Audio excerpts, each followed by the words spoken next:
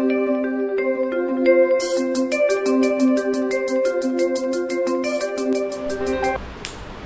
Friends, मैं नवीन Tiwari दक्षम competition classes के online YouTube channel में अपने भाइयों का एक बार फिर से स्वागत करता हूं। आज हम लोग ज्योग्राफी का अगला टॉपिक उठा रहे हैं। इसके पहले हम लोग लगातार ज्योग्राफी में हम लोग वर्ल्ड ज्योग्राफी पढ़ रहे हैं। उस वर्ल्ड ज्योग्राफी के लगभग हम लोगों ने काफ़ी सारे लेक्चर क्या कर दिए हैं, ख़त्म कर दिए हैं। उन्हीं लेक्चरों में अगला लेक्चर हम लोग पढ़ने जा रहे हैं भूकंप, जिसको हम लोग बोलते हैं अर्थक्वेक। क्या कहते हैं? अर्थक्वेक कहते हैं, ध्यान रखिएगा। इसको हम लोग कहते हैं भूकंप, ध्यान रखिएगा। भूकंप, इसको पहले संधि विच्छेद रूप में पढ़ते हैं हम लोग। सबसे पहले भूकंप, भू मतलब पृथ्वी, कंपित मतलब कि क्या होना, पृथ्वी का कंपन होना, ये क्या कहलाता है? भूकंप कहलाता है। तो किसी भी पृथ्वी का कंपित होना क्या कहलाता है भैया? भूकंप कहलाता है, ध्यान रखिएगा। तो सीधे सीधे बताएंगे भैया, क्या बताएंगे हम लोग सीधे सीधे कि भूगर्भ में उत्पन्न, क्या बताएंगे? भू मतलब क्या? जमीन हो गई, ध्यान, कंप मतलब कंपित होना। तो भू गर्भ में उत्पन्न हलचलों के कारण, किसके कारण? हलचलों के कारण, हलचलों के कारण जो भी वहां पे परिणाम आते हैं, क्या आते हैं? परिणाम आते हैं, उन्हीं को हम लोग किस नाम जानते हैं? भूकंप के नाम जानते हैं। किस नाम जानते हैं? भूकंप के नाम जानते हैं।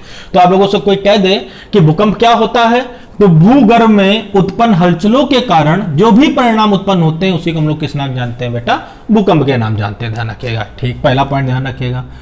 दूसरा पॉइंट भैया ध्यान रखिएगा कि जो भूकंप होता है ये आता कैसे, क्या स्थिति उत्पन्न होती है। तो हमारी पृथ्वी पर आप लोग सब लोग जानते होंगे क्रस्ट और मेटल परतें हैं। क्रस्ट और मेटल क्या है? परतें हैं, ध्यान रखिएगा। इसी क्रस्ट और मेटल परत पर क्या होती है? कुछ प्लेटें होती हैं। क्या होती हैं? कुछ प्लेटें होती हैं। ये प्लेटें क्या करती हैं? गति करती हैं। गति किस रूप में करती हैं? थोड़ा सा इस तरीके से करती हैं, ध्यान रखिए। एक ऊपर एक नीचे, एक ऊपर एक नीचे। यही प्लेटें क्या करती हैं? जब गति करती हैं तो एक दूसरे से क्या करती हैं? संपर्क में आती हैं। और संपर्क में आती हैं तो ये प्लेटें क्या करती? आपस में टकराना क्या कर देती हैं? प्रारंभ कर देती हैं। और जब टकराना प्रारंभ कर देती हैं तो पृथ्वी के गर्भ में क्या उत्पन्न कर देती हैं? हलचलें उत्पन्न कर देती हैं। और जब हलचलें उत्पन्न कर देती हैं तभी भैया क्या होता है भैया? भूकंप आने की स्थिति क्या होती है? उत्पन्न होती है। ये प्लेटें होती कितनी है? 38 होती है। कितनी होती है? लगभग 38। ये प्लेटें होती कैसी है? कुछ बड़ी होती हैं और कुछ कैसी होती हैं? छोटी होती हैं। जब बड़ी प्लेट के ऊपर जब छोटी प्लेटें आती हैं तभी ये क्या होती हैं? आपस में क्या होती हैं? टकराती हैं। और टकराने के कारण जो भी अवरोध उत्पन्न होता है उसी से क्या होती है? हलचल उत्पन्न होती हैं। और इन्हीं हलचलों के कारण क्या आते हैं? भूकंप आते हैं। ये इसी क्रिया को हम लोग कहते हैं प्लेट टेक्टोनिक्स। क्या कहते हैं? प्लेट टेक्टोनिक्स, ध्यान रखिएगा। जिसको हम लोग कहते हैं हिंदी में प्लेट विवर्तनी क्रिया। क्या बोलते हैं? प्लेट विवर्तनी क्रिया, हिंदी में ये बोलते हैं, ध्यान रखिएगा। इंग्लिश में क्या बोलते हैं? प्लेट टेक्टोनिक्स, ध्यान रखिएगा। प्लेटों के आपस में टकराने के कारण, प्लेटों का आपस में विवर्तित होने के कारण जो भी हमारे यहाँ क्या होती है? गर्भ में हलचलें उत्पन्न होती हैं। पृथ्वी के लगभग 100 किलोमीटर नीचे जो भी हलचलें उत्पन्न होती हैं उसी के कारण ही पृथ्वी के गर्भ में क्या होता है भैया? कंपन होना क्या होता है? स्टार्ट होता है। इसी कंपन होने की स्थिति ही क्या कहलाती है? भूकंप कहलाती है। क्या कहलाती है बेटा? भूकंप कहलाती है, ध्यान रखिएगा। अब 2 पॉइंट बहुत ज्यादा इंपॉर्टेंट है। भूकंप का अध्ययन क्या होता है? भूकंप का अध्ययन। और भूकंप का जो अध्ययन होता है वो कहलाता है सिस्मोलॉजी। क्या कहलाता है? सिस्मोलॉजी, ध्यान रखिएगा। तो भूकंप का अध्ययन क्या कहलाता है? सिस्मोलॉजी। इसे कहते हैं भूकंप की जो गति होती है वो किसके द्वारा नापते हैं? उसे कहते हैं सिस्मोग्राफ। क्या कहते हैं? सिस्मोग्राफ। ये पहला ऑप्शन मिलता है। कभी कभी क्या होता है? ये ऑप्शन नहीं मिलता है, तब हम लोग वहां लगा के आते हैं रिएक्टर स्केल। क्या लगा के आते हैं? रिएक्टर स्केल लगा के आते हैं, ध्यान रखिएगा। तो आप लोगों से कोई पूछे सबसे पहला पॉइंट कि भूकंप का अध्ययन क्या कहलाता है? सिस्मोलॉजी कहलाता है। इसकी गति किसके द्वारा मापते हैं? सिस्मोग्राफ द्वारा मापते हैं। ऑप्शन नहीं है तो क्या बताएंगे? Richter scale. रिएक्टर स्केल एक प्रकार का क्या है? ये एक पैमाना है। इस पैमाने को 0 से लेकर 9 के मध्य में क्या किया गया है? विभाजित किया गया। क्या किया गया? 0 से लेकर 9 के मध्य में क्या किया गया है? विभाजित किया गया है। जब भी इसमें 0 से 1, 1 से 2, 2 से 3 के परिणाम बढ़ते जाते हैं, वैसे वैसे ध्यान रखें भूकंप की गति में 10 गुने की क्या होती जाती है, वृद्धि होती जाती है। कितने गुने की भैया, 10 गुने की क्या होती जाती है, वृद्धि होती है। तो जितने भी अंक चढ़ते जाएंगे उसकी गति 10 गुनी क्या होती जाएगी, बढ़ती चली जाएगी। कभी कोई क्वेश्चन आता है अच्छे लेवल के एग्जाम में, रिएक्टर स्केल में 1 अंक की वृद्धि होने पर क्या होता है, 10 गुने की वृद्धि, 40 गुने की वृद्धि, 100 गुने की वृद्धि, कोई वृद्धि नहीं, तो क्या लगा के आएंगे हम लोग, 10 गुने की क्या होती है बेटा, वृद्धि होती है। क्लियर हो गया होगा, ध्यान रखिएगा। तो क्या बताया मैंने, भूकंप क्या है, भूगर्भ में उत्पन्न हलचलों का परिणाम है। कैसे प्लेटें टकराती, मतलब एक प्लेट ऊपर एक प्लेट नीचे, आपस में क्या करती, घर्षण, आपस में क्या करती हैं, टकराती हैं। ध्यान रखिएगा।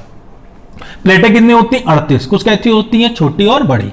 जब बड़ी प्लेट के बाद कौन सी प्लेट आती है, छोटी प्लेट आती है, आपस में टकराती है, इस क्रिया कहते हैं प्लेट टेक्टोनिक्स। क्या कहते हैं, प्लेट टेक्टोनिक्स। इसको बोलते हैं प्लेट विवर्तनी क्रिया। ये क्रिया लगभग कितने किलोमीटर, 100 किलोमीटर अंतराल से नीचे से गर्भ से स्थित होना, ऊपर की ओर भागना क्या करती है, स्टार्ट करती है। और जब ये आपस में कंपित करती है तो इसी कारण क्या होता है भैया, ये हलचलें उत्पन्न होना चालू होती हैं, इसी कहते हैं भूकंप। क्या कहते हैं, भूकंप। अध्ययन, सिस्मोलॉजी, गति, सिस्मोग्राफ और रिएक्टर स्केल। क्या है, एक पैमाना है जिसको 0 से लेकर 9 के मध्य में क्या किया गया है, विभाजित किया गया। किसको, रिएक्टर स्केल को। इसमें जब 10 गुने की वृद्धि कब होती है, जिसमें 1 अंक की क्या होती है, बढ़ोतरी होती है। तो ये तो हो गई बेसिक जानकारी भूकंप के बारे में। अब आगे भी और भी कुछ जानकारियां भूकंप के बारे में वो समझते हैं, ध्यान रखिएगा। सबसे पहला पॉइंट देखते हैं कि भूकंप के कुछ पॉइंट्स होते हैं, ध्यान रखिएगा। क्या पॉइंट होते हैं वो समझते हैं, ध्यान रखिएगा। जहां से भूकंप की हलचलें उत्पन्न होती हैं, क्या बेटा, जहां से भूकंप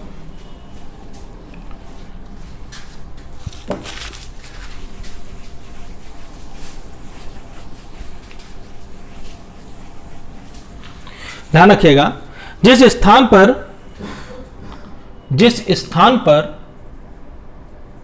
मैं इसको पहले हेडिंग से समझाता हूं। कहते हैं भूकंप मूल किसे कहते हैं। बहुत इंपॉर्टेंट क्वेश्चन है, ध्यान रखिएगा, मोस्ट इंपॉर्टेंट, ध्यान रखिए, मैं इंपॉर्टेंट लिखे दे रहा हूं। भूकंप मूल, जिसको हम लोग कहते हैं फोकस। क्या कहते हैं, फोकस। तो क्वेश्चन आता है, इंग्लिश में कहते हैं फोकस, हिंदी में कहते हैं भूकंप मूल। ध्यान रखिएगा, क्या होता है भूकंप मूल। तो जिस स्थान पर यह हलचलें उत्पन्न होती हैं, जो पृथ्वी के गर्भ से उत्पन्न होने वाली जो हलचलें हैं, ये जिस स्थान पर यह हलचलें उत्पन्न होती हैं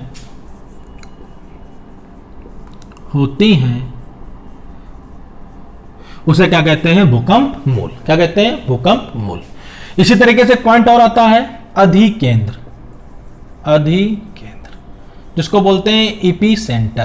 क्या बोलते हैं, एपी सेंटर।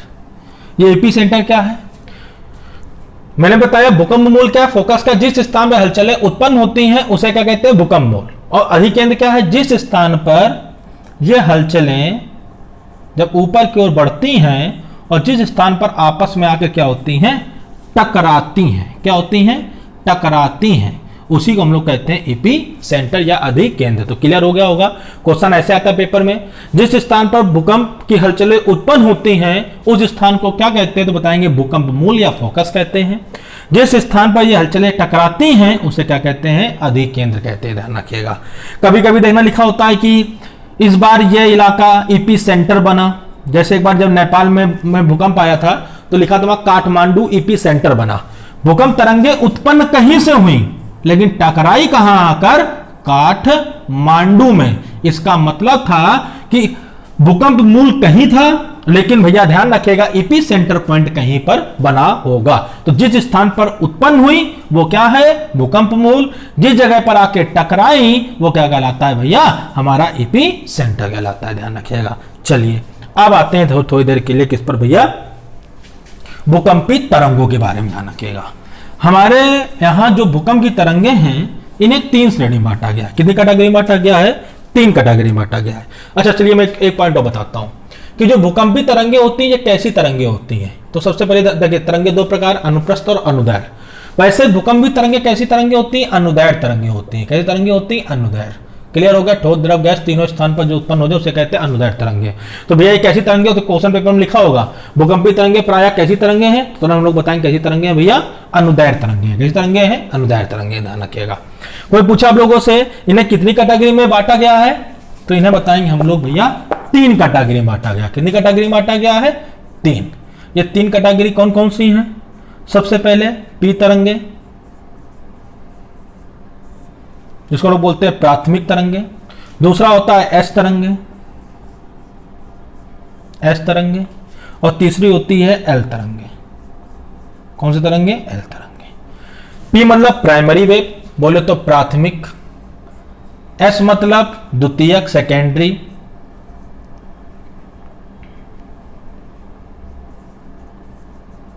और एल का मतलब तृतीय, समझ लीजिएगा, टी नहीं लिखा, एल लिखा है। एल का मतलब होता है, आप लोग, एल से होता है लैंड। इसको 2 पार्टों में, लैंड, लैंड मतलब भूतरंगे। और इसी का दूसरा नाम है लॉन्ग, मतलब कि लंबी तरंगे, बड़ी तरंगे। इसी के 2 भाग हैं। कभी कहता है भूतरंगे किसे कहते हैं? तो एल तरंगों कहते हैं। लॉन्ग वेव किसे कहते हैं? लंबी तरंगे किसे कहते हैं? तो एल तरंगों कहते हैं। ध्यान रखिएगा। तो आप लोगों को उसके पूछा भूकंप तरंगे कितनी कैटेगरी में बांटी गई? 3 कैटेगरी में। कौन कौन सी भैया? ये सॉरी, कौन सी तरंगे होती है? भूकंप तरंगे प्राय अनुदैर्ध्य तरंगे होती हैं। कितनी कैटेगरी में बांटी गई? 3 कैटेगरी में। कौन कौन सी? पी तरंगे, एस तरंगे, एल तरंगे। पी तरंगे कौन तरंगे होती हैं? प्राथमिक वेव। एस मतलब सेकेंडरी वेव, द्वितीय तरंग। एल मतलब लैंड वेव, इसको है लॉन्ग वेव। लैंड मतलब भूतरंगे, लॉन्ग मतलब लंबी तरंगे। ध्यान रखिएगा। चलिए आगे समझते हैं। ध्यान रखिएगा, हम लोग देखते हैं कि पी तरंगे क्या होती हैं। पी तरंगों की जो गति होती है सबसे तेज होती है। बहुत ध्यान समझिएगा, इनकी जो गति होती है वो सबसे तेज होती है। इनकी गति होती है 8 किलोमीटर प्रति सेकंड। कितनी होती है? 8 किलोमीटर प्रति सेकंड। सबसे तेज चलने तरंगे कौन सी होती हैं? पी तरंगे होती हैं, जिनकी गति कितनी होती है? 8 किलोमीटर प्रति सेकंड। ध्यान रखिएगा। एस तरंग द्वितीयक तरंगे होती हैं, इनकी गति होती है अप्रॉक्सीमेट, समझ लीजिए 4 से 6 किलोमीटर प्रति सेकंड। कितनी होती है? 6 किलोमीटर प्रति सेकंड। ध्यान रखिएगा। सबसे खतरनाक तरंगे होती है एल तरंगे। इनकी होती है 1.5 से 3 किलोमीटर प्रति सेकंड। कितनी होती है? 3 किलोमीटर प्रति सेकंड। खासियत बेटा इनकी क्या होती है? ये धरातल के अंत तक प्रवेश करती हैं। क्या करती हैं? धरातल के अंत तक प्रवेश करती हैं। और अंत के साथ साथ ये आड़ी तिरछी चलती हैं, जिग जैग मोशन, आड़ी तिरछी चलती हैं। ध्यान रखिएगा। तो ये चलती है आड़ी तिरछी, इसको बोलते हैं जिग जैग मोशन में। ध्यान रखिएगा। इनकी खासियत यह भी होती है कि ये जल में भी चल सकती हैं। ध्यान रखिएगा। और जल में चलने के कारण सबसे ज्यादा तबाही, सबसे ज्यादा विनाश जो तरंगे करती हैं, वो तरंगे कौन सी करती हैं? ये क्वेश्चन पेपर का, तो हम बताएंगे एल तरंगे करती हैं। कौन सी करती हैं? एल तरंगे। ध्यान रखिएगा। तो क्लियर होगा फिर से एक बार। सबसे तेज गति से चलने तरंगे कौन सी हैं? पी तरंगे होती हैं। ध्यान रखिए। प्राथमिक तरंगे कहते हैं। ध्यान रखिएगा। इनकी गति होती 8 किलोमीटर प्रति सेकंड होती है। एस तरंगे धरातल से ऊपर की ओर आती हैं, लेकिन किसी प्रकार से कोई भी नुकसान नहीं करती हैं, पर हल्के फुल्के झटके देके जाती हैं। ध्यान रखिएगा। ये एस तरंगे होती हैं जो 4 से 6 किलोमीटर प्रति सेकंड पर चलती हैं। लेकिन सबसे खतरनाक, सबसे बड़ी विनाशकारी तरंगे एल तरंगे होती हैं, जिसको लैंड वेव या लॉन्ग वेव कहते हैं। इनकी गति होती है 1.5 किलोमीटर प्रति सेकंड से 3 किलोमीटर प्रति सेकंड। जो आड़ी तिरछी चलती है सबसे ज्यादा विनाश करती है। ध्यान रखिएगा। इनकी खासियत क्या है? ये जल में भी क्या कर सकती है बेटा? चल सकती है। ध्यान रखिएगा। इसलिए सबसे खतरनाक तरंगे कौन सी हैं बेटा? एल तरंगे। ध्यान रखिएगा। ये दो गए भैया भूकंप तरंगों के बारे में कि कौन कौन सी तरंगों की कैटेगरी में इन्हें क्या किया गया है? बांटा गया है। ध्यान रखिएगा। अब हम लोग आते हैं भूकंपी तरंगों को किन किन कैटेगरी में। ये तो हो गया 3 कैटेगरी में। किस आधार पर भैया? गति के आधार पर। ध्यान रखिएगा। कौन कौन सी? एस, पी और एल तरंगे। ध्यान रखिएगा। लेकिन ध्यान रखिएगा, जो भूकंपी तरंगे होती हैं ये प्लेटों पर भी आधारित होती हैं। सबसे ज्यादा भूकंपी तरंगे आती कहां पर है? तो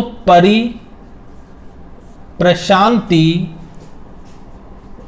पेटी में आती हैं। कहां आती हैं? परिप्रशांति पेटी में आती हैं। तो सबसे ज्यादा भूकंपी तरंगे कहां आती हैं? बताएंगे परिप्रशांति पेटी में आती हैं। तो कहां आती? परिप्रशांति पेटी में आती हैं। यह परिप्रशांति पेटी क्या है? तो मैंने थोड़ा बताया कि जो भूकंप होता है ये हलचलों का परिणाम होता है, और ये सदैव हलचलें आती कहां पर है? ये यहां पे एक पॉइंट बहुत अच्छी तरीके से क्लियर करूंगा, तभी आपको ये पॉइंट बहुत अच्छी तरह समझ में आएगा। परिप्रशांति पेटी का अर्थ समझ में आएगा। भूकंप का अर्थ है कि हलचलों का उत्पन्न होना, और ये हलचलें सदैव वहीं पर उत्पन्न होती हैं जहां पर कमजोर सतह होती है। क्या होती है? कमजोर सतह होती है। अब सर जी ये कमजोर सतह होती कहां है, ये सबसे पहला पॉइंट ध्यान रखिएगा।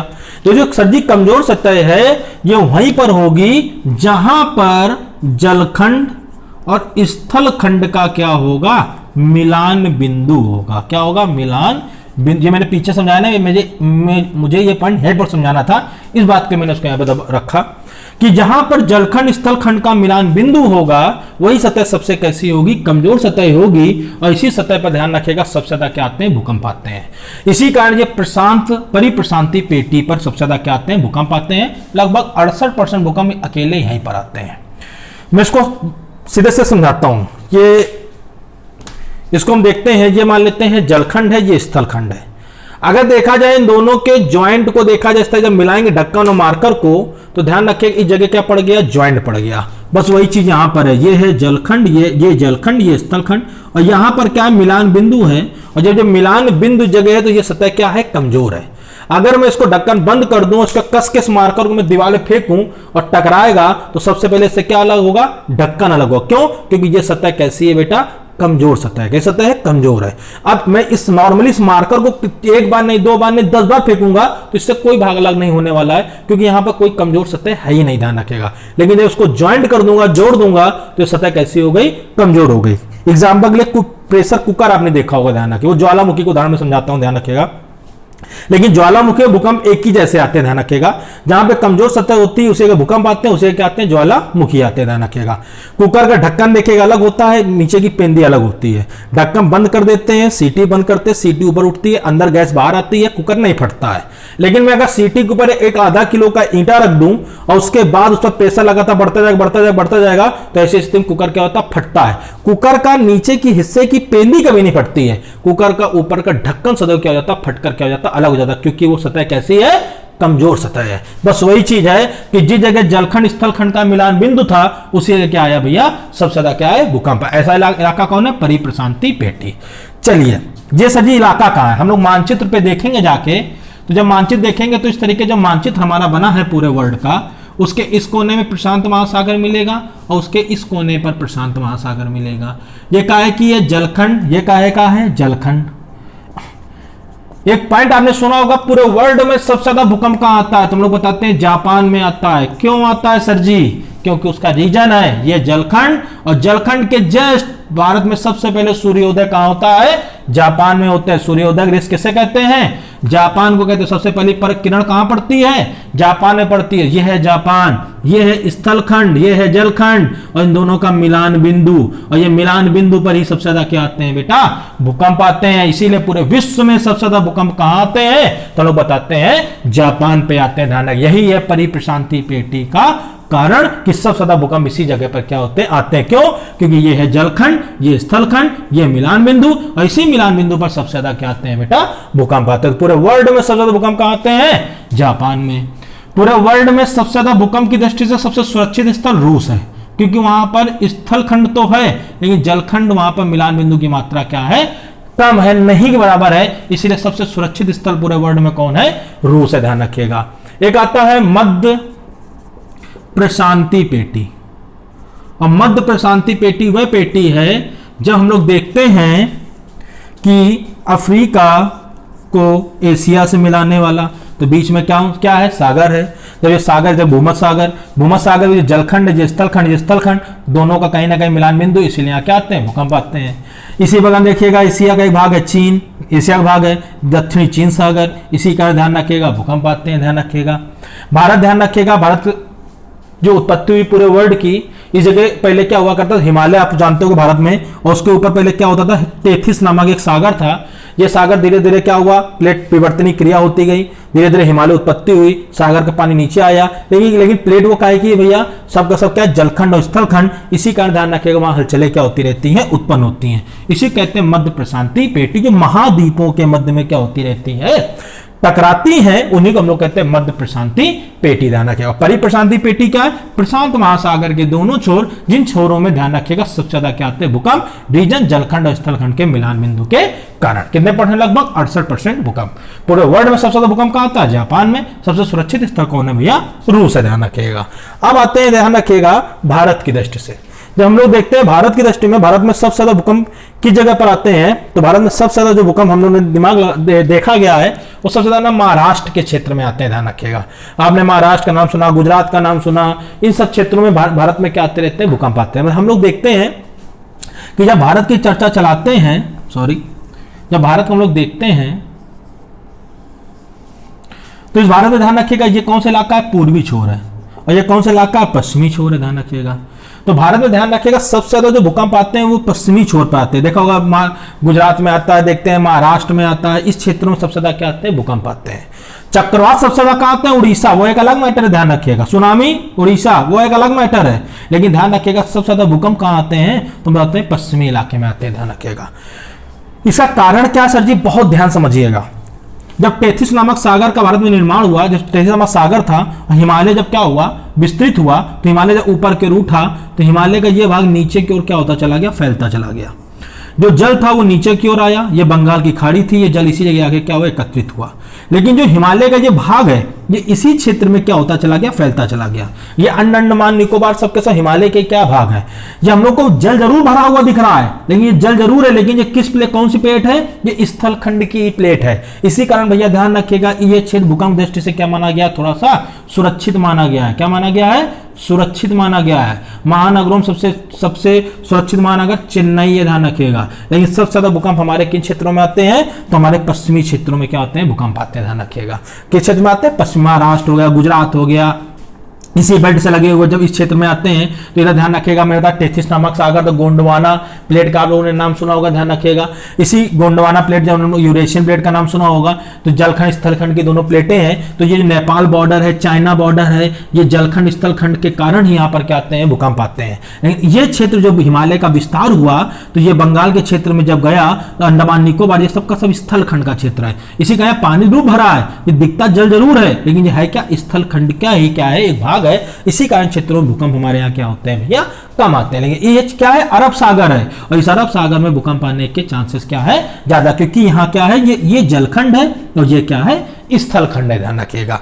चलिए क्लियर हो गया होगा, ध्यान रखिएगा। तो क्यों आता है, सबसे ज्यादा भूकंप कहाँ आते हैं, हमारे पश्चिमी तट पर आते हैं। कोई पूछे पूर्वी तट क्यों सुरक्षित है, हिमालय का विस्तार हुआ तो उसका विस्तार नीचे की ओर गया है। जब नीचे की ओर गया तो ये पूरा स्थल फैला हुआ है अंडमान निकोबार। इसी कारण ध्यान रखिएगा इन क्षेत्रों में भूकंप क्या आते हैं भैया, कम आते हैं, ध्यान रखिएगा। और इन क्षेत्रों में भूकंप क्या होते हैं भैया, ज्यादा आते हैं, क्योंकि यहाँ पे अरब सागर ये जलखंड की प्लेट है और बगल में हमारी क्या प्लेट है, स्थलखंड की प्लेट है, ध्यान रखिएगा। चलिए अब आते हैं जरा थोड़ा सा आगे इसी भूकंप के बारे में। भूकंप जब भी जिस स्थान पर आता है तो इसका प्रभाव वायुमंडल में पड़ता है, और जब वायुमंडल में पड़ता है तो आपको बता दूं क्या होता है, एक गैस होती है, उस गैस का नाम होता है रेडॉन। कौन सी गैस होती है, रेडॉन। इस रेडॉन गैस की मात्रा क्या होती है, वायुमंडल में बढ़ जाती है। तो क्वेश्चन आता है पेपर में कभी कभी, भूकंप आने के पूर्व वायुमंडल में कौन सी गैस क्या होती है भैया, बढ़ जाती है। तो तुरंत बताएंगे रेडॉन गैस की मात्रा क्या हो जाती है भैया, बढ़ जाती है, ध्यान रखिएगा। क्लियर हो गया होगा। ये भूकंप चैप्टर आज से क्या होता है, यहाँ से समाप्त होता है, ध्यान रखिएगा। पूरा का पूरा चैप्टर जो भी था हम लोग लगातार थोड़े पहले में चर्चा चलाई कि हम लोग लगातार ज्योग्राफी के कई सारे टॉपिक पढ़ चुके थे, कुछ टॉपिक बचे थे उनको मुझे पढ़ाना था, तो उन्हीं टॉपिकों में मैंने भूकंप आज से टॉपिक यहाँ से क्या होता है पूरी तरीके से समाप्त होता है, ध्यान रखिएगा। जय हिंद, जय भारत।